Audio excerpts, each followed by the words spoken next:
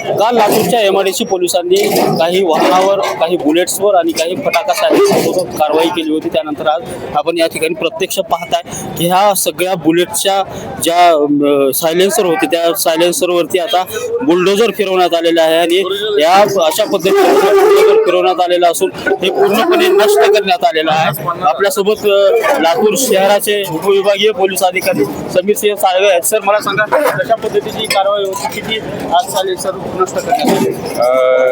गेल्या 2-3 दिवसापासून जे कॉलेज मध्ये जाणारे तरुण आणि प्रामुख्याने ज्या स्पीड बाईक वापरणारे तरुणांमध्ये ज्या फटाका सायलेन्सरचं क्रेज निर्माण झालेले आहे, जे की कंपनीने दिलेले अधिकृत सायलेन्सर न वापरता बाहेर खाजगी इस्मांकडून असे सायलेन्सर घेऊन ते शहरामध्ये वेगवेगळ्या शांत ठिकाणी आवाज करत फिरणे आणि गोंधळ गोंगाट करणे असे जे प्रवृत्ती दिसून येते, त्याच्या विरोधात लातूर पोलीस दलातर्फे शहरातील 4ही पोलीस स्टेशनमध्ये अशा फटाका सायलेन्सर जप्त करण्याची मोहीम सुरू करण्यात आलेली होती.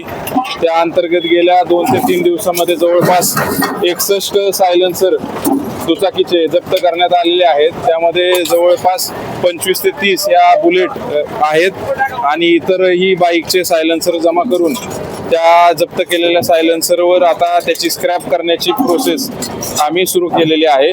बाकी वाहनांवर दंड करण्यात आलेला आहे.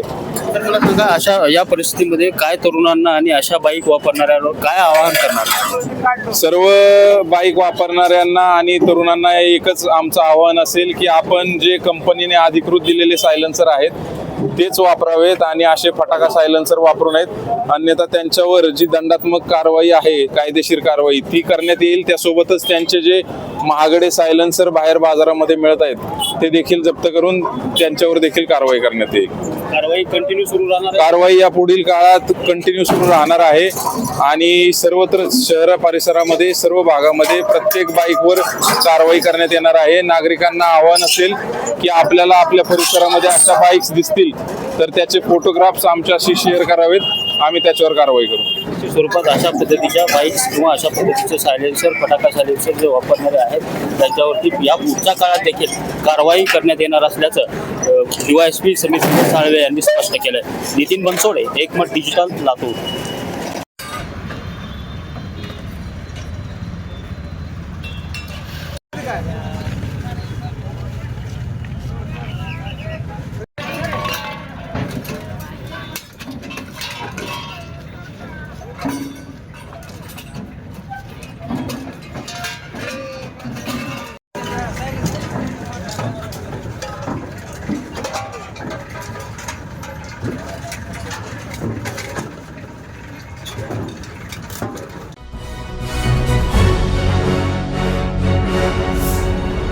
Thanks for watching Ekmat Digital.